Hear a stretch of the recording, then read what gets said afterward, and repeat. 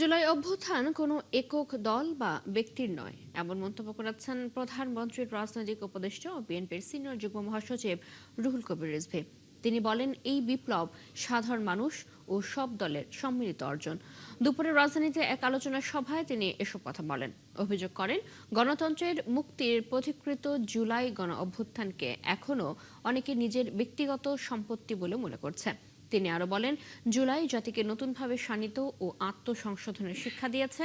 আরেকটি ফ্যাসিবাদী সরকারের পতন কিভাবে নিশ্চিত করতে হয় জুলাই আন্দোলন তাও শিখিয়েছে বলে মনে করেন প্রধানমন্ত্রীর রাজনৈতিক উপদেষ্টা।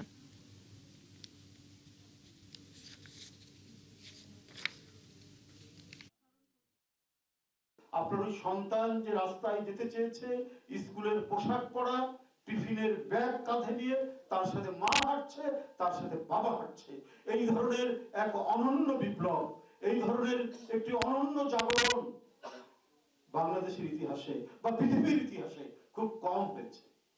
তো সুতরাং এই আন্দোলনে থাকার যারা দাবিদার বলে নিজেদের বেশি বেশি দাবি করেন,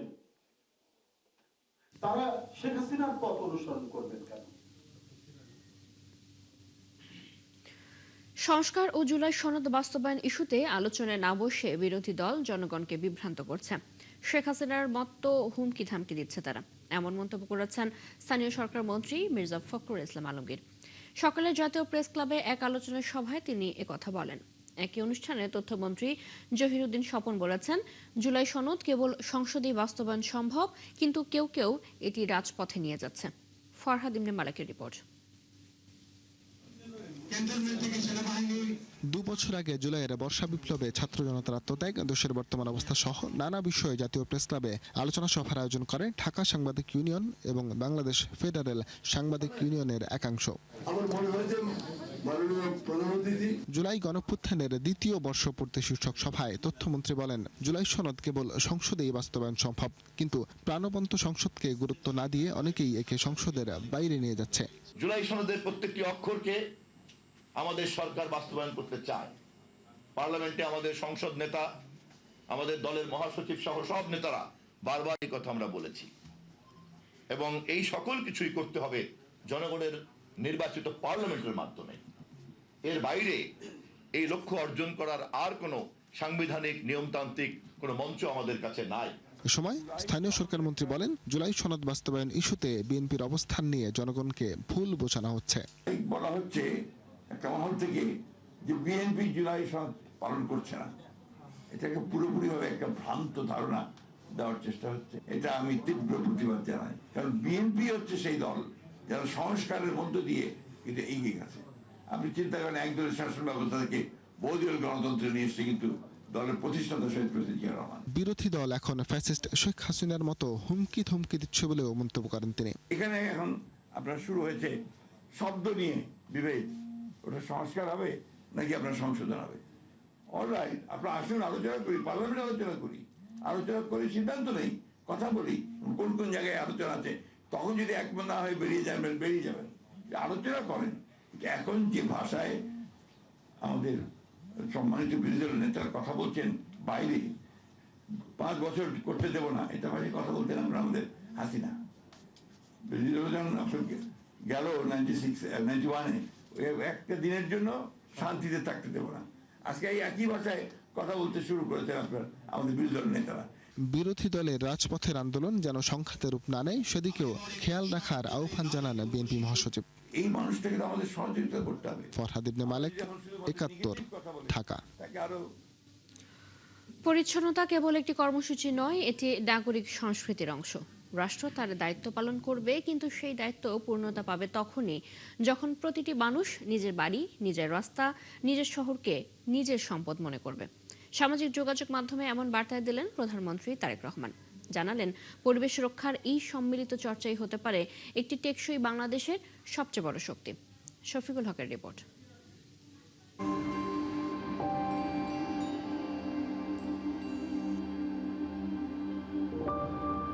তিলোত্তমা নগরী ঢাকা,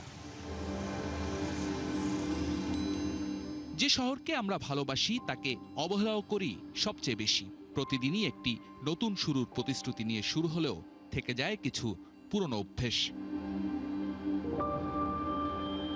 একটি প্লাস্টিক, একটি ফেলে দেয়া বোতল আর হাজারো অসচেতনতার ছোট ছোট গল্প মিলেই তৈরি হয় বড় সংকট।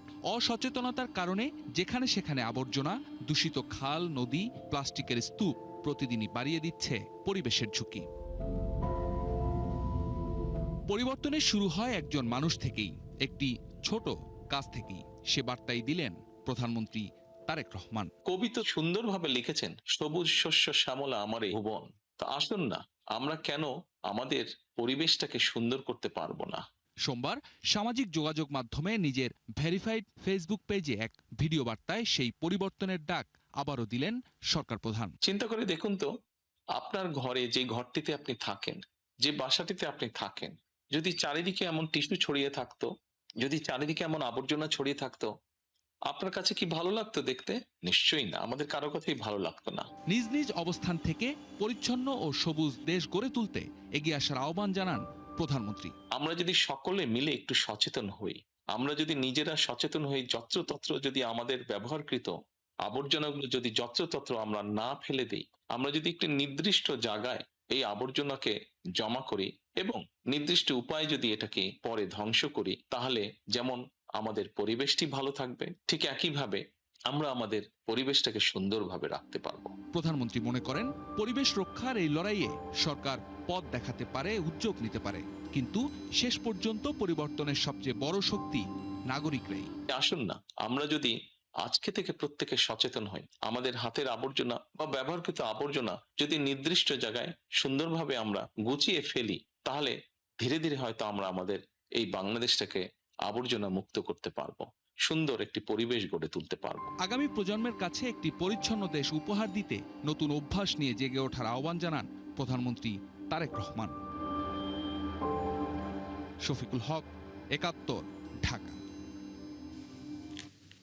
দর্শক, এই মুহূর্তে জুলাই গণ অভ্যুত্থান নিয়ে আয়োজিত অনুষ্ঠানে কথা বলছেন সার্জিস আলম। আমরা সেখানে যুক্ত হচ্ছি। প্রায়োরিটি না পায় তাহলে আপনাদের এই মুখের কথা বলার চেয়ে না বলা অনেক ভালো। আমরা বর্তমান সরকারকে আহ্বান জানাবো, আমাদের যারা সহযোদ্ধারা আছেন, আহত যোদ্ধারা, তারা তাদের কার্ড দেখানো সাপেক্ষে বাংলাদেশের যে কোনো সরকারি বেসরকারি হসপিটালে তারা প্রায়োরিটি চিকিৎসা পাবেন, বিনামূল্যে চিকিৎসা পাবেন।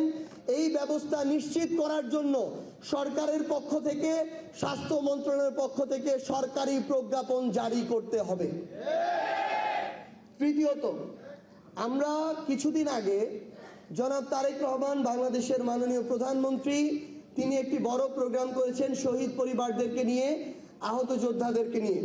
কিন্তু দুঃখজনক হলেও সত্য, আমরা তার উদ্দেশ্যে বলতে চাই, তিনি শহীদ পরিবার এবং আহত যোদ্ধাদেরকে নিয়ে প্রোগ্রামটা করেন নাই, তাদের একটা অংশকে নিয়ে প্রোগ্রাম করেছেন। ওই প্রোগ্রামে শুধুমাত্র যারা বিএনপি করে কিংবা যারা অভ্যুত্থানের পরে নতুন করে বিএনপি করার ইচ্ছা প্রকাশ করেছে তাদেরকে নিয়ে ওই প্রোগ্রামটা করা হয়েছে। এবং মঞ্চে আহত যোদ্ধাদের প্রতিনিধি হিসেবে যাকে রাখা হয়েছে, আমি শুধু একটা উদাহরণ দেই। শহীদ পরিবার এবং আহত যোদ্ধা যে দলেরই হোক, তাদের বিরুদ্ধে আমার একটা কথাও কখনো মন থেকে আসে না, বলতে পারি না, কিন্তু আমি একটা উদাহরণ দেই। গত পরশুদিন প্রেস ক্লাবের সামনে আমার ওলামা অ্যালায়েন্সের ভাইয়েরা আমাদের প্রতিবাদ একটা কর্মসূচি দিয়েছিল, কেন আমার ভাই আলিফের চোখ তুলে নিল ছাত্রদল, এটার বিরুদ্ধে। আমার ওলামা অ্যালায়েন্সের ওই জাস্ট একটা প্রতিবাদ কর্মসূচিতে প্রেস ক্লাবের সামনে জুলাই যোদ্ধা ব্যানারে যার নেতৃত্বে ওইখানে আমাদের ভাইদের উপরে হামলা করা হয়েছে, ওই তথাকথিত জুলাই যোদ্ধা ইমন, বাটপার ইমন বলবে প্রত্যেকেই, তাকে তারেক রহমান, আমি শেষ করি, তাকে তারেক রহমান একটু, ওই লোককে তারেক রহমান ওই প্রোগ্রামে জুলাই যোদ্ধার প্রতিনিধি হিসেবে তার পাশে মঞ্চে বসিয়ে রেখেছিল। আমরা বিএনপি এবং তারেক রহমানকে স্পষ্ট করে একটা কথা বলি, তারা যদি মনে করে যে আওয়ামী লীগ যেভাবে আমাদের ৭১কে নিজেদের মধ্যে কুক্ষিগত করে অপব্যবহার করেছে, প্রশ্নবিদ্ধ করেছে, একই কায়দায় তারা করবে, এটা আমাদের এই ২৪-এর যোদ্ধা আর শহীদ পরিবারদেরকে দিয়ে করানো যাবে না ইনশাআল্লাহ। জুলাই গণ অভ্যুত্থান নিয়ে আয়োজিত এক অনুষ্ঠানে কথা বলছেন সার্জিস আলম। আমরা সেখানে এতক্ষণ যুক্ত ছিলাম। স্থানীয় সরকার নির্বাচন নিয়ে সরকারের পক্ষ থেকে এখনো কোনো নির্দেশনা পায়নি ইসি, হয়নি কোনো আলোচনাও, ঠিক হয়নি রাষ্ট্রপতি নির্বাচনেরও দিনক্ষণ। আজ সাংবাদিকদের এসব তথ্য জানান ইসির সিনিয়র সচিব আখতার আহমেদ। অক্টোবরে নির্বাচন শুরু না হলে ভোটার তালিকা চূড়ান্ত করার সময় বাড়তে পারে বলেও জানান তিনি। এদিকে সময় শেষ হলেও এনসিপি সহ 8টি দল তাদের আয় ব্যয়ের হিসাব দেয়নি কমিশনে। বিস্তারিত ফারজানা আক্তারের রিপোর্টে।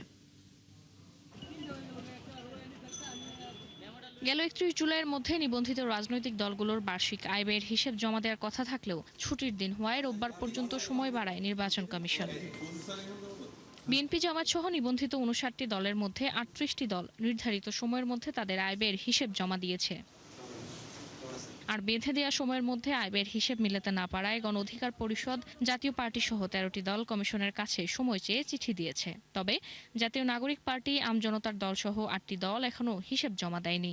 আমরা 38টা দলের অডিট রিপোর্ট পেয়েছি, আর সময় বৃদ্ধির জন্য আবেদন করেছে 13টা দল, আর দাখিল করেননি বা সময় বৃদ্ধির জন্য আবেদনও করেননি 8টা দল। এখন এই যারা সময় বৃদ্ধির জন্য আবেদন করেছেন তাদেরকে স্বাভাবিকভাবেই কমিশন অতীতেও যে সময় বৃদ্ধি করেছে এটা, আর যারা দাখিল করেননি তাদের ব্যাপারে আইন অনুযায়ী যে প্রস্তাবনাটা আছে সেটাই করব, যে তাদেরকে জানানো হবে যে আপনারা দাখিল করেননি।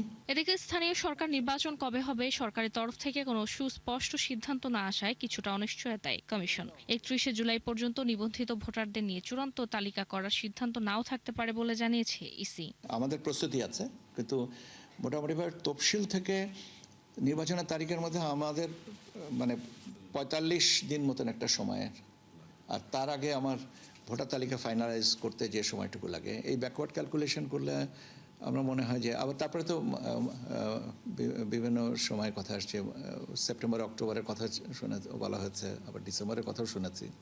তো কাজে আমি যেহেতু সুস্পষ্টভাবে আমার কাছে কোনো তথ্য নেই, সেই জন্য আমার মনে হয় যে ব্যাপারে আমার না বলাটাই সমীচীন। সচিব জানান, রাষ্ট্রপতি নির্বাচন নিয়ে এখনো কোনো দিনক্ষণ ঠিক হয়নি, তবে সংসদ সচিবালয়ের কাছে ভোটার তালিকা চেয়েছেন তারা। বয়স সংশোধনের সাথে আমরা বলছি যে। ফারজানা আক্তার, 71, ঢাকা। খাদ্য নিরাপত্তা ও বাজারের দাম স্থিতিশীল রাখতে আজ থেকে খাদ্য বান্ধব কর্মসূচির আওতায় নিম্ন আয়ের জনগোষ্ঠীর জন্য চাল বিতরণ শুরু করেছে সরকার। এর আওতায় আগামী 6 মাস 495টি উপজেলার 55 লাখ কার্ডধারী এই সুবিধা পাবেন।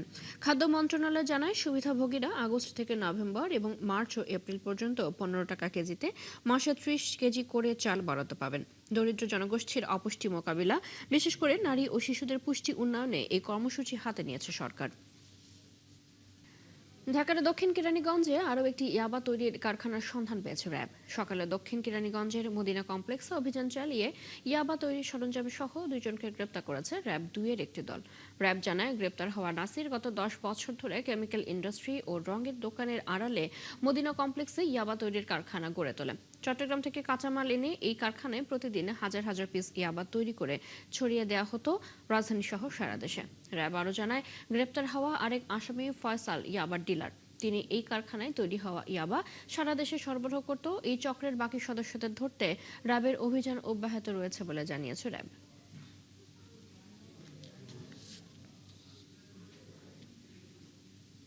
চলছে সংবাদ সংযোগ। সরাসরি সংবাদ এবং অনুষ্ঠান দেখতে চোখ রাখুন 71 ফেসবুক পেজে, সাবস্ক্রাইব করুন 71 ইউটিউব চ্যানেল। থাকুন 71 সাথে।